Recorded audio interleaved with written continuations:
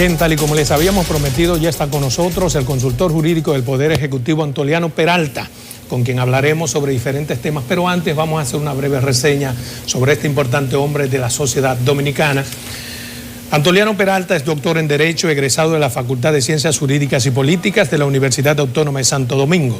Cuenta con una maestría en Derecho Administrativo y Gestión Municipal, otorgado por la Universidad de Castilla-La Mancha, España. Durante su vida profesional se ha desarrollado como un distinguido abogado litigante y consultor para entidades públicas y privadas con especialidad en materia electoral. Es coautor y autor respectivamente de las obras Reformas a la Constitución Política Dominicana, editada por Gente en el año 2012, y Precisiones Jurídicas y otros temas. Además es articulista en diversos periódicos nacionales, tales como La Nación, Hoy, Acento y Metro. Para mí un inmenso placer tenerlo aquí en Verdades al Aire. Gracias, muchas gracias, Adolfo, el placer es mío.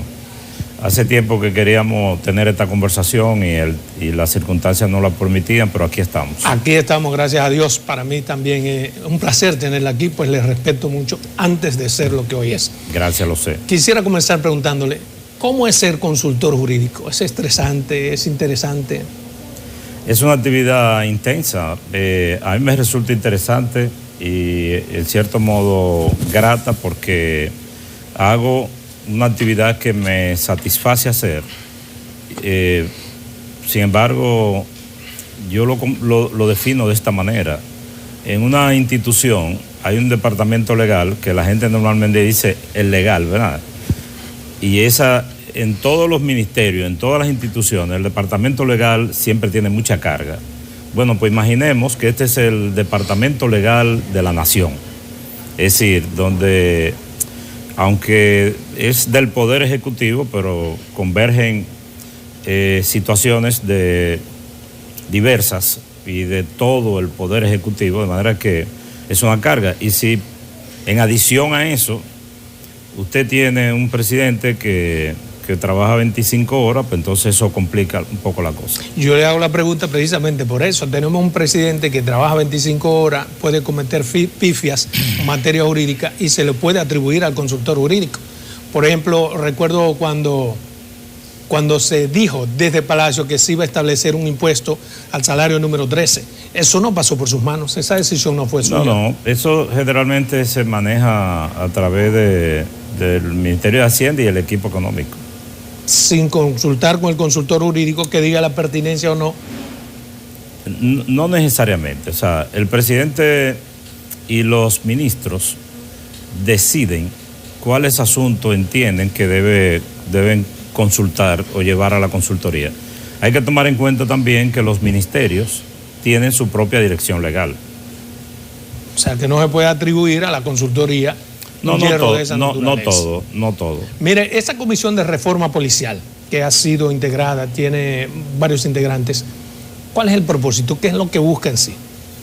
Bueno, esa comisión es una comisión para reforma de la estructura legal e institucional de la policía. Y algunas personas han comentado que estos señores que están ahí no son expertos en asuntos policiales. Y no todos, incluso, son expertos en asuntos legales. Sin embargo, el decreto se explica por sí mismo, porque el decreto dice que esta comisión, que ellos no se definen como comisión, sino un equipo de trabajo para la reforma de la policía, que ellos se asistirán de los técnicos y profesionales que estimen conveniente y necesario. O sea, esa comisión a su vez va a buscar otros técnicos que los oriente ahí. No, esa comisión se asistirá, se acompañará de los técnicos que estime necesario. Es decir, la comisión tiene, por ejemplo, que revisar un proyecto de ley. Si tienen que reformar la ley de la policía, si tienen que redactar un reglamento, técnicos. Si así lo entienden necesario. Exacto, eso es lo que le digo. La comisión se asistirá en cuanto lo crea pertinente de otros que no están en la comisión. Sí, si así lo entienden necesario. Pero ¿cuál sería el papel de ella? Digamos, ¿qué van a hacer ellos? ¿En qué entran ellos? No, ellos lo que son es coordinadores de la reforma a la policía. Es decir, ellos son los que van a coordinar la reforma. Ellos tienen que hacerle una propuesta al señor presidente de cómo debe estar estructurada la policía. Es decir, en términos legal e institucional, ¿no? Ahora, como acabo de decir, si hay una persona a quien ellos deben pedir una opinión, lo acabo de decir, el decreto lo dice, ellos están incluso asistidos desde ya de técnicos para eso. Y el mismo decreto dice que si fuera necesario requerir otras opiniones, lo podrán hacer. ¿Por qué no hay en esa comisión, digamos, ex jefes de policía que pueden aportar lo que pasa desde adentro, digamos, expertos en materia constitucional porque se necesitan ribetes, expertos en materia penal porque se necesitan ribetes? ¿Sabe por qué? Tienen empresarios, periodistas y... Sí, fíjate, Adolfo, por lo que acabo de explicar. O sea, estos señores son garantes de que ese trabajo se hará y se hará bien. Ellos no tienen necesariamente, todos ellos, que elaborar la mecánica del trabajo. No necesariamente. Por ejemplo, ahí hay personalidades de tanto peso moral como Monseñor Osoria, como la profesora Muquien Sanben. O sea, ellos van a seguir el proceso, supervisores del proceso con la garantía moral que tiene su persona. Fundamentalmente sí, y de todos modos hay personas dentro de la comisión que también son conocedores son abogados y personas preocupadas y estudiosas. Ahí está, por ejemplo, Manuel María Mercedes, que es el presidente de los derechos humanos, que tiene toda su vida dedicado a esto. Ahí está Ricardo Nieves. Ahí, bueno, hablo de memoria, pero sé que hay abogados. Sí. Ahora, yo defino, y eso no lo dice el decreto, sino es una interpretación mía, que el presidente escogió a esta persona para darle la garantía del lugar, la confiabilidad del lugar. Porque suponte tú que esa comisión reciba de los técnicos que le asisten, que están definidos, y otros que puedan requerir, reciban una propuesta. Bueno, ellos tienen la suficiente capacidad para discernir y saber que eso no conviene en la reforma o que sí conviene. Esta reforma de algún modo implica que no ha servido la ley de reforma policial, que es una ley del año 2014. Porque comenzar a hacer una reforma sin implementar esa ley, más sus 21 reglamentos, significa haberlo estudiado y desecharlo. ¿O me equivoco? Sí, no, mira, la comisión decidirá cómo lo hará. Pero probablemente, si hay que revisar la ley, la revisarán. Pero tú mismo has dicho que los reglamentos no se han hecho. Habrá que hacer los reglamentos. Si hay que hacer los reglamentos sin tocar la ley, se harán los reglamentos sin tocar la ley. Pero por lo menos se harán. Y se harán con la confiabilidad y la garantía que da una comisión como esta. Pero de entrada se va a revisar todo. La ley, reglamento, lo que haya que revisar. Porque lo que Luis ha dicho, necesito hacerlo y voy a hacerlo y lo voy a hacer bien. Y eso implica hacer lo que hay que hacer. Cuésteme lo que me cueste, dije. Exactamente. Ok. Vi en el periódico un titular que decía que la comisión había elaborado un cronograma de trabajo ya y un plan, un método de trabajo. No conozco el plan porque no soy parte de la comisión y ellos tienen que rendirme cuenta a mí, pero... ya la comisión explicará, porque no soy vocero de la comisión, ¿verdad? Mi trabajo terminó en cierto modo en esta fase, terminó cuando se publicó el decreto. Habrá de suponerse que la consultoría jurídica del Poder Ejecutivo reasumirá nuevamente una tarea cuando la propuesta esté elaborada.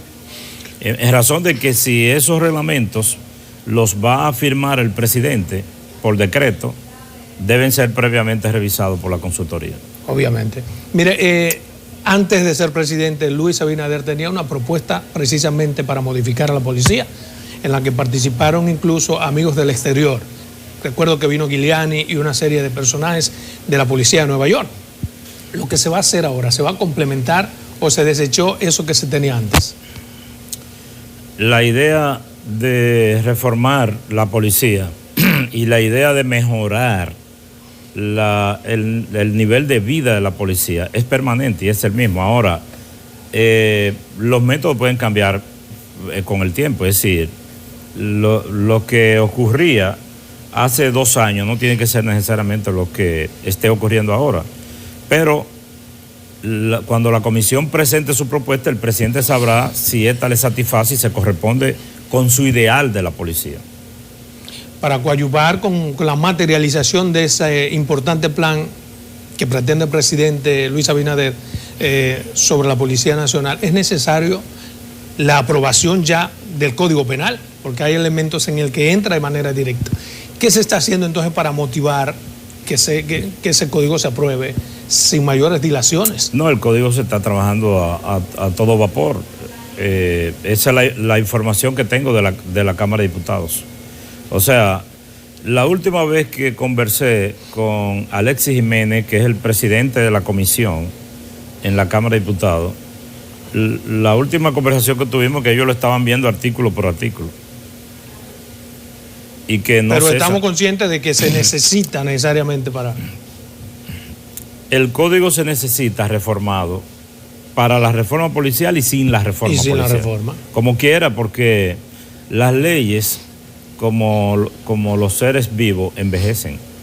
Perfecto. Y ahí, en una época surgen determinados tipos penales que no existían en el momento en que se concibe una ley. Por eso que las leyes hay que irlas reformando. Lo que critica algunos sectores es por qué no se implementa la ley, cómo va a ser una reforma sin la implementación de la ley y una reforma de digamos, los reglamentos sin implementar los reglamentos.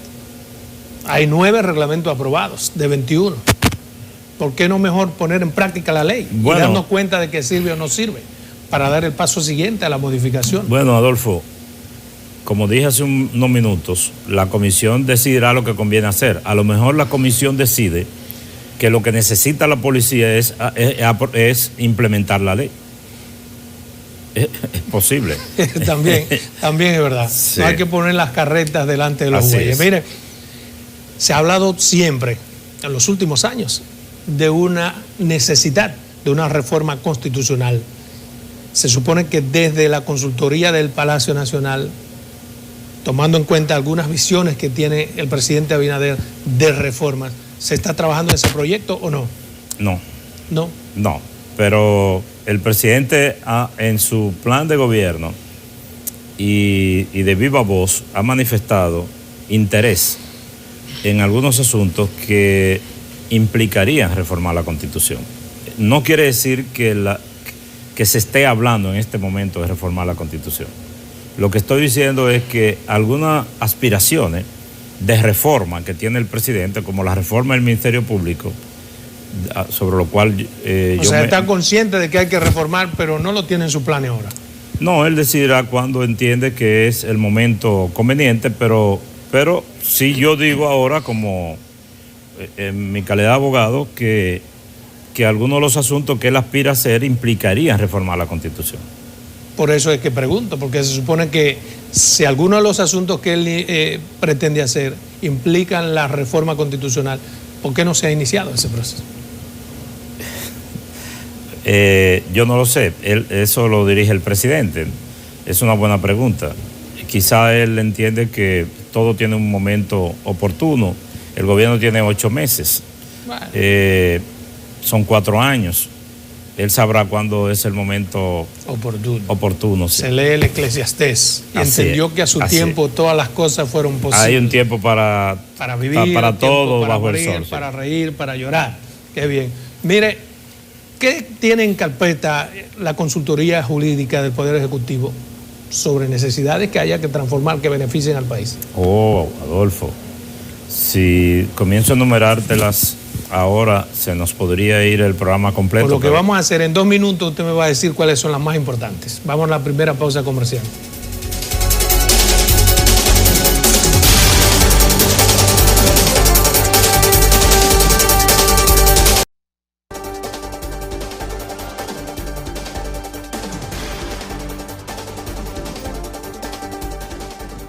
Bien, continuamos con esta interesantísima entrevista con Antoliano Peralta. Antes de irnos a comerciales, le hice una pregunta sobre cuáles son los proyectos que tiene en carpeta la consultoría de interés colectivo que pueda el país. Mira, Adolfo, la consultoría es como un molino de harina que no se para, que vive moliendo constantemente.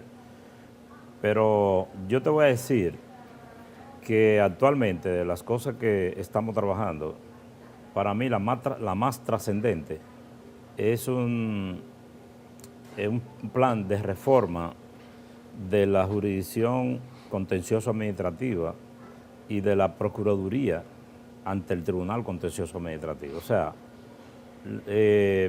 hay una comisión de abogados amplísima, porque tuvo que ser así, porque son varios instrumentos, y entonces se han creado dentro de esa comisión subcomisiones, que por cierto van a rendir un informe en esta semana por venir. ¿Y qué se está haciendo ahí? Bueno, la ley 107.13, ¿verdad?, que es una ley fundamental en la relación, para regular la relación... Administración pública y los empleados. Sí, entre los ciudadanos y la administración.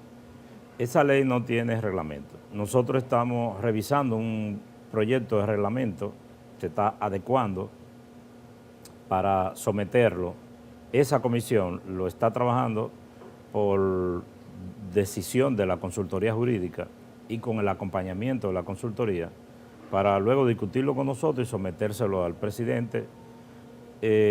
También se está revisando la ley que regula el procedimiento contencioso administrativo. También se está trabajando en un proyecto de ley para la Procuraduría ante el Tribunal Superior Administrativo. Entonces, ese es un trabajo fundamental. El profesor Garrote está trabajando con ustedes en esa materia. El profesor Mazó Garrote, sí.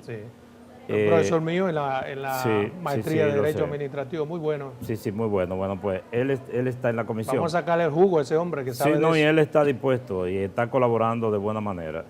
Pero también estamos trabajando, hay una comisión que tiene lista ya una ley de indulto. Sabe que la Constitución prevé la figura del indulto, pero no hay nada que lo reglamente.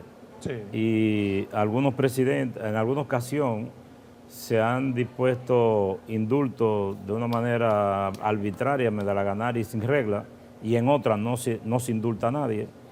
Los dos extremos son malos, digo yo, porque hay una persona, por ejemplo, que está en una situación. Debe haber un parámetro para ver quién califica de un indulto. Debe haber un parámetro. Por ejemplo, en materia de droga no hay indulto, pero que se diga taxativamente. Exactamente. Violador de niños no hay indulto aunque lo pida el Papa. Perfecto. Una ley que lo establezca, porque la Constitución se lo ha dejado a la ley.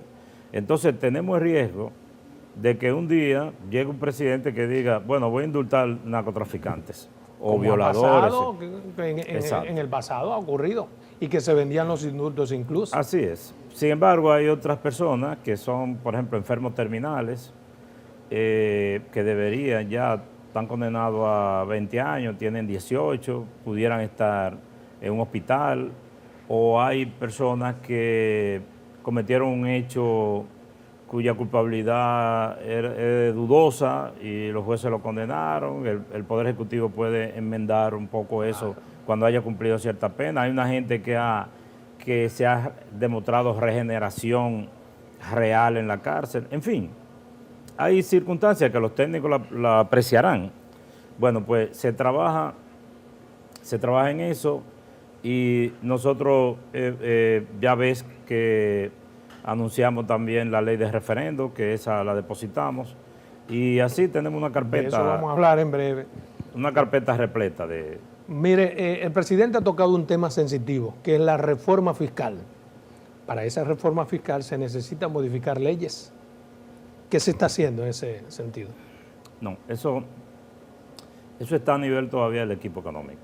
Todavía. Sí, está en esa fase, no ha llegado, digamos, a la revisión legal. Pero estamos conscientes de que hay que modificar algunas leyes para que se implemente. Sí, presumo que sí. Yo no he estudiado la situación, pero presumo que sí. Me gustaría tocar también el tema de las armas ilegales. ¿Cómo se va a hacer? Porque no creo que el presidente tenga facultad para que alguien, un delincuente, lleve su arma ilegal, sencillamente comprársela, que no es lo que establece la ley, sino sancionar al delincuente. No, hay un ¿Cómo se decreto, va a hacer? hay un decreto. Pero eso no se puede hacer por Y decreto. se creó...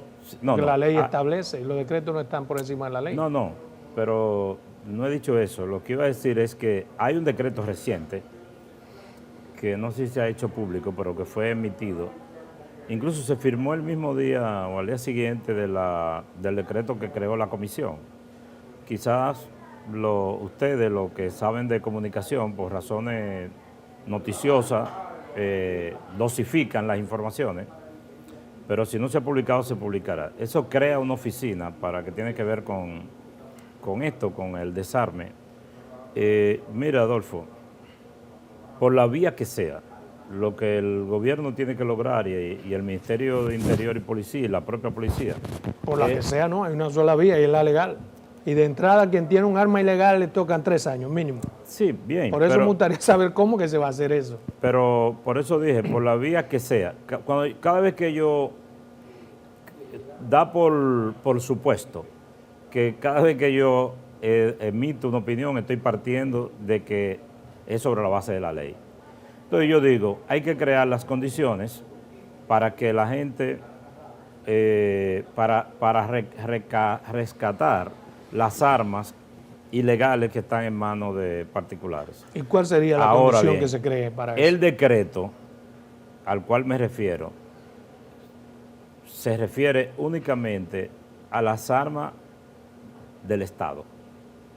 Y probablemente... A las armas del Estado. Sí, O sea, a las armas del Estado. O sea, un arma es un bien que tiene un dueño. Sí. Tú puedes ir a una armería y comprar una pistola, ¿verdad? Y te dan una licencia para portarla, pero esa pistola es tuya y Sí. tú la vendes. Ahora, si tú eres funcionario público y te entregan un arma y te dan una licencia, tú no eres el dueño de esa arma, tú no la Entonces puedes estamos vender. hablando, el decreto se circunscribe a las armas del Estado. Digamos general, que ya no es general y que tenían que devolver el arma, no la Así devolvió es. nunca. ¿Ese es el tipo de arma que queremos recobrar? No, todas.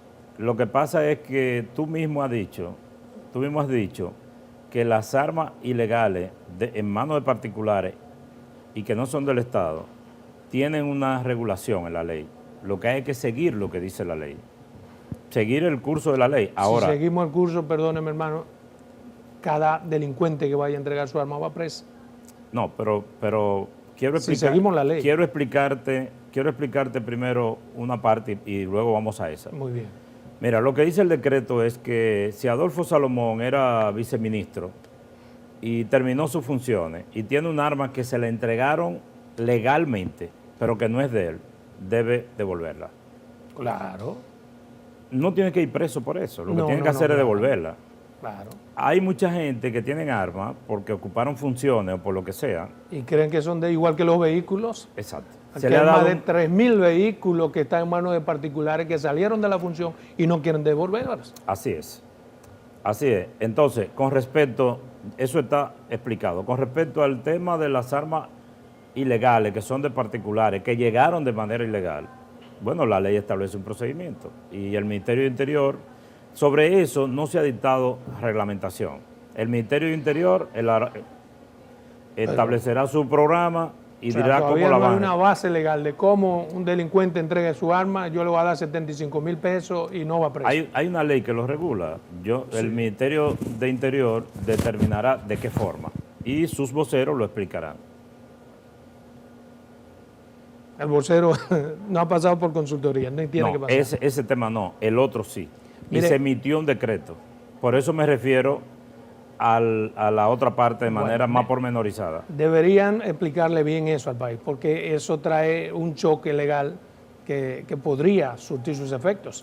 Porque No. uno conoce las buenas intenciones de las acciones, pero no podemos poner al presidente al margen de la ley por buenas intenciones que tenga. No, el presidente no se ha referido a ese tema. El presidente sencillamente ha manifestado el interés de que no hayan armas ilegales en manos de los particulares.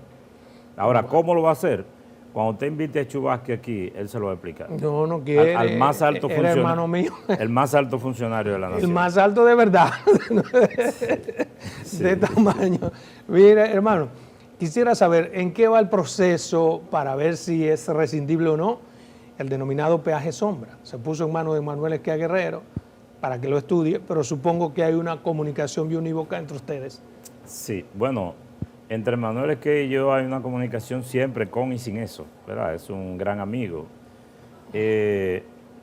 Tal como tú has dicho, el presidente, desde que asumió la función, revisando algunos temas, entendió que, y aún de antes de asumir, que este contrato era de alguna manera un poco lesivo al Estado, al gobierno. Entonces, para no tomar una decisión a la ciega, escogió a la oficina de Manuel Esquia para que les rindiera una opinión.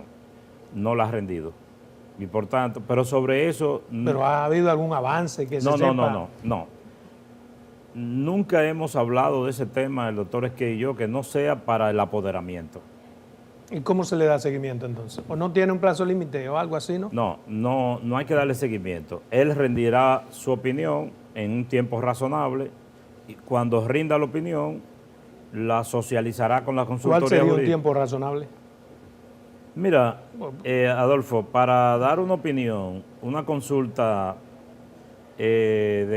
con fundamento y de peso sobre un tema como ese, es difícil establecer un plazo porque depende del tiempo en que se logren recabar los documentos y las informaciones. A veces eso es como cuando tú destapas algo y se va haciendo un cráter más profundo.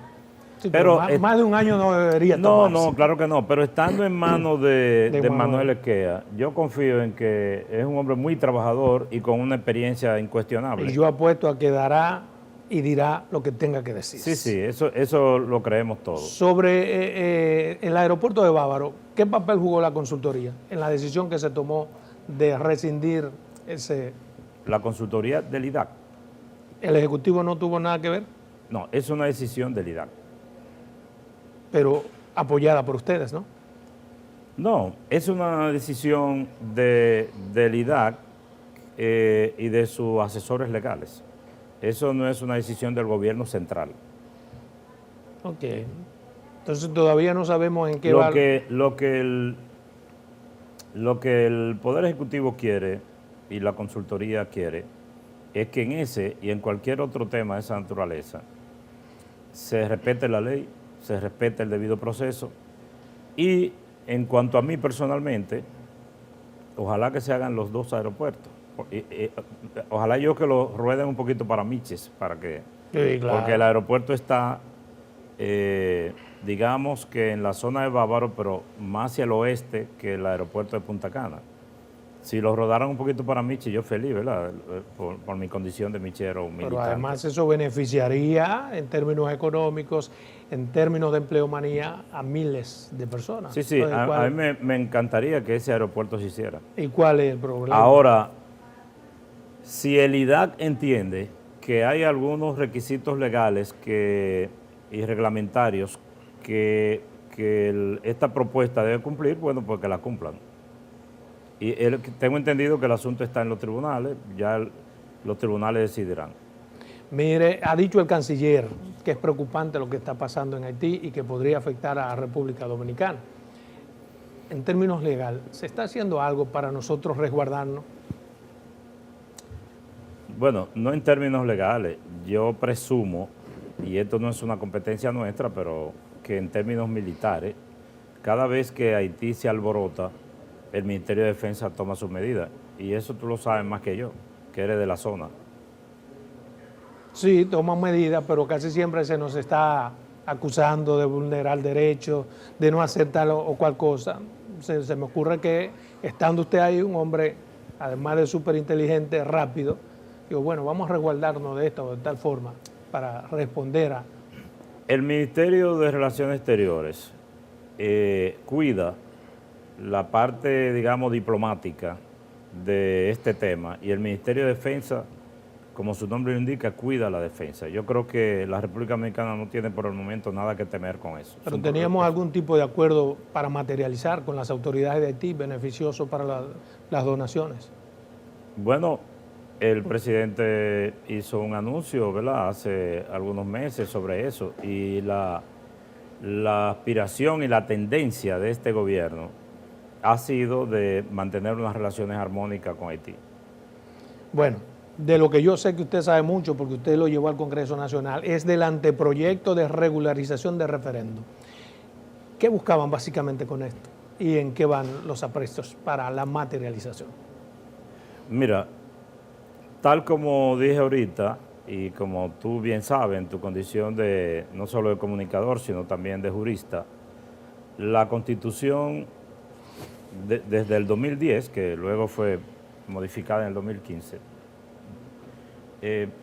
deja establecida la necesidad de una serie de leyes que la complementan, ¿verdad?, que la regulan. Una de ellas es la de referendo. Entonces, hay, digamos que, para así someramente explicar, la Constitución habla de 3 tipos de referendo. Uno para los asuntos municipales, uno el referendo consultivo y otro el referendo aprobatorio. Este último es para reforma constitucional, el consultivo para consultar un tema que de carácter legal. Y tomar decisiones. Y tomar decisiones. Solo que no siempre este referendo consultivo es necesariamente vinculante, sino es para que los legisladores formarse una opinión de qué es lo que piensa la gente. Ahora, eso a nosotros nos parece interesante y creo que a todas las mentes sensatas le parece lo mismo, de que es bueno, porque eso contribuye con la apertura democrática y con la participación ciudadana en la toma de decisiones. Ahora, igual que como decía ahorita del indulto, no hay una ley que lo regule. Por tanto, yo no sé cómo se aplicaría un referendo, se materializaría, se ejecutaría. ¿Pero es simplemente eso o hay la intención de llevar algunos temas a referendo? No, la ley no se sometió para un temas en particular, pero me voy a referir a eso. Y me voy a referir a lo que tú quieres que me refiera. Te voy a referir en 2 minutos. Vamos a una segunda pausa comercial.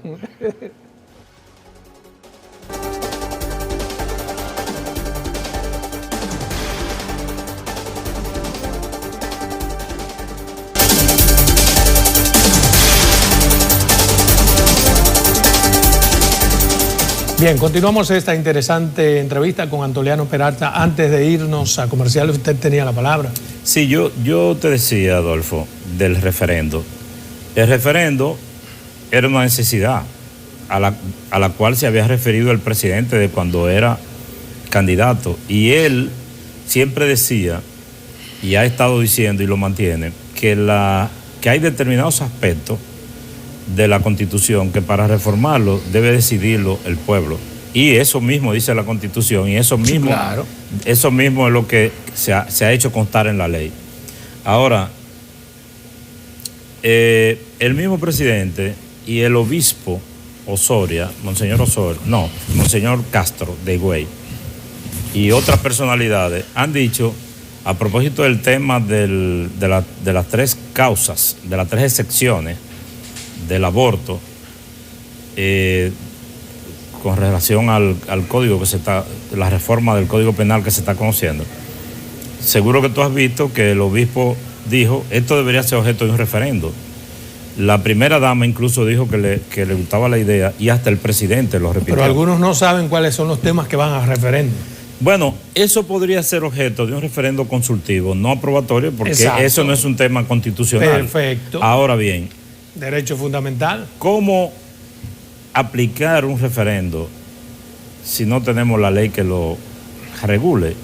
Decía alguien estos días en la consultoría, uno de los abogados de allá, me decía, esto es como que la Constitución dice que hay que convocar la Asamblea Electoral para celebrar elecciones. Imagínense que no haya ley electoral. No hay la ley, la Constitución lo dice, pero no hay ley electoral. Claro. Entonces, el referendo es necesario para cuando hay situaciones como esa que estamos viviendo ahora, o cualquier otro tema de interés, que aunque no sea que aunque el referendo consultivo no sea vinculante, Pero yo te voy a decir una cosa. Es muy difícil para un legislador cuando el 75% de la población en un referendo dice estoy de acuerdo con esto o no estoy de acuerdo, ponerse de espalda o a favor de una decisión que ha sido rechazada. Las presiones han llegado tan lejos que le están pidiendo al presidente Abinader que fíe posición, pero ya el presidente ha fijado posición. Sobre ese tema, bueno, el presidente ha dicho lo que él cree. La suya. Pero lo dijo desde antes de ser presidente. Claro, y ha sido cónsono, porque ha repetido lo mismo, él está de acuerdo con las 3 causales. Sí, pero me parece muy correcto, y yo lo he repetido esto antes, que él no trate de imponerle eso a nadie.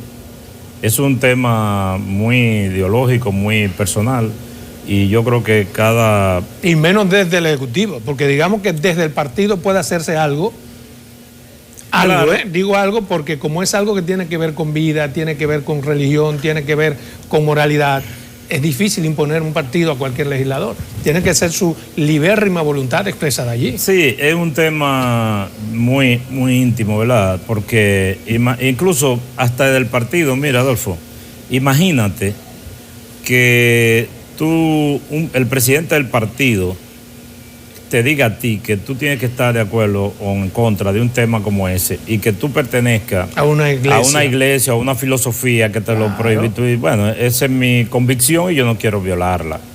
Pero Luis tiene la suya. Eso significa o podría significar que cuando ese tema llegue al Palacio, que habrá de llegar, ¿lo vetará el presidente?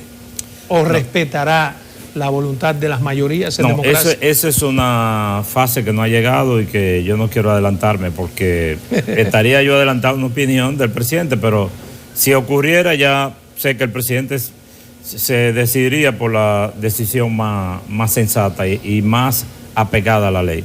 Mire, yo quisiera su opinión sobre un anteproyecto de ley que busca el no pago de la reinscripción en los colegios privados. Mira, no ha pasado por mis manos como suele pasar, o sea, pero me voy a referir a eso. Normalmente, la mecánica es que si una persona, cuando son iniciativas del Poder Ejecutivo, no de particulares, ¿verdad? Generalmente cuando un funcionario toma una iniciativa, la envía al Poder Ejecutivo para ser sometida y eso entonces se discute y se revisa en la consultoría. De esto, yo no sé de quién es la iniciativa. De Amado, el diputado Amado, que es del PRM. De Amado de la provincia. Sí, claro. Bueno, pero él la sometió. Sí, él la sometió directamente. Claro, hay 2 proyectos. No, muy bien. Porque a veces hay tanta falta de humanismo que 2 proyectos sobre una misma cosa. Bueno, puede ser que a otro legislador se le ocurra lo mismo. Y cuando es un legislador que tiene iniciativa legislativa, él lo que somete su proyecto. Ahora, cuando es un funcionario que no tiene iniciativa, se la envía al Poder Ejecutivo, al presidente de la República, a la consultoría, para que por esa vía, que sí tenemos iniciativa legislativa, cuando digo tenemos me refiero al presidente, entonces se someta. Esta la sometió el diputado Amado Díaz, ¿verdad? Sí, y también el Torito sometió lo mismo. Bueno, bien, mira, yo pienso que este tema de los colegios con la reinscripción y los libros, eso hay que regularlo. Yo no conozco los detalles del proyecto de ley, pero estoy de acuerdo que eso hay que regularlo. Que así no puede ser, porque si usted está inscrito en un colegio, o su hijo está inscrito en un colegio, bueno, ¿por qué tiene que volver a reinscribirse? Todos los años. Exacto. Bueno, con ese dinerito es que se hacen las aulas nuevas de los colegios. Y a la vuelta de 10 años usted ve que el dueño del colegio es el dueño del barrio. Así es. Bueno, mire, ¿en qué va en términos legales? Porque supongo que desde la consultoría ahí sí tiene usted que ver la materialización de algunos aspectos para el desarrollo de la provincia de Pedernales, las tierras y esas cosas. ¿Qué hemos hecho? ¿Qué podemos esperar? Yo sabía que en esta entrevista o salía Pedernales o salía Miches a relucir. Qué bueno. Es que usted es michero y yo de Pedernales. Así es. Mira, Adolfo, seguro que tú conoces que se anunció la creación de un fideicomiso, ¿verdad? Sí. La Dirección de Alianza Público-Privada que dirige Simón Freun es quien está manejando este tema de Pedernales. Yo tengo información porque participo de algunas reuniones donde incluso la consultoría como tal, de manera ex oficio, tiene un asiento en el consejo de la Dirección de Alianza Pública. Voy a mandarme a mí, por ti ahí. Sí, sobre todo hasta que se conozca el tema penal. Claro. Sí, me podría hacer representar por ti y estaría muy bien representado. Claro. Pues mira, lo de Pedernales va bien. Y quiero decir que, aunque eso no fue la pregunta, también lo de Miche va bien. ¿Pero qué significa que va bien? Porque va bien desde que Luis fue y anunció todo. Que anunció todo, pero he sido testigo de que se están haciendo trabajos de Yo me refiero, hay muchas tierras ahí que hay que embrujarse con la gente y pagarle su chelito y esas cosas. ¿Qué ha pasado con eso? Voy para allá. Sigmund Freud no ha dicho nada de eso. No, pero está trabajando. Como dicen ahora, imitando las telefónicas, aunque usted no me escuche, estoy trabajando con usted. No, mira, he visto a Sigmund trabajando en eso de manera incansable, igual que el viceministro de Cultura, Carlos Peguero, que tiene a su cargo también los turismo. De turismo, que tiene a su cargo esos trabajos de Pedernales. Todo lo que veo es positivo y creo que Pedernales puede explotar en cualquier momento. Yo no entiendo cómo no hay un agente de Pedernales en una comisión que tiene debería estarlo. No ahora siempre nos subestiman. No creo. Ustedes son los beneficiados. Pero hay una situación. Hay parte de la tierra en Pedernales que está infectada por la acción judicial de personas que siempre se aprovechan de esto para sacar beneficios personales. Hay que tomar medidas y la justicia tiene que colaborar en eso para sanear legalmente la tierra de Pedernales a los fines de que esto se pueda desarrollar. Igual en Miche. En Miche menos. Hay menos problemas legales. Siempre que la tierra coge valor e interés, surgen este tipo de cosas. Y como nosotros estamos tan cerca de Bávaro y Punta Cana, donde hubo un entrenamiento, hubo gente que se entrenó en eso y ya están rodando para Miche. Pero en Miche hay menos problemas.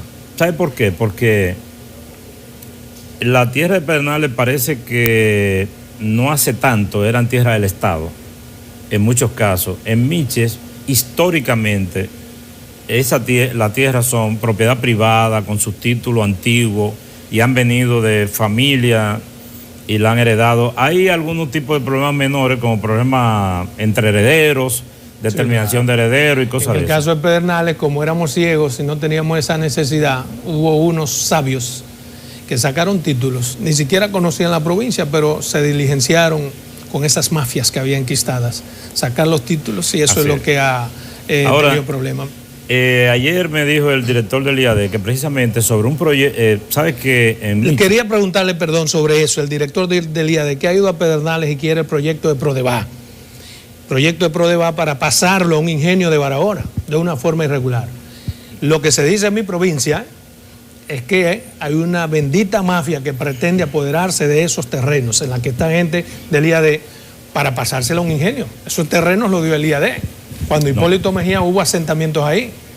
Te voy a decir, me voy a referir a eso, aunque no soy vocero del IAD, pero mencioné al director del IAD para decir que en el programa de desarrollo turístico de Miches, que el presidente fue hace poco, que anunciaron 6 proyectos, uno de esos, de lo que está por iniciar, tiene un pequeño problema con una porción pequeña de tierra que está ocupada por unos supuestos parceleros.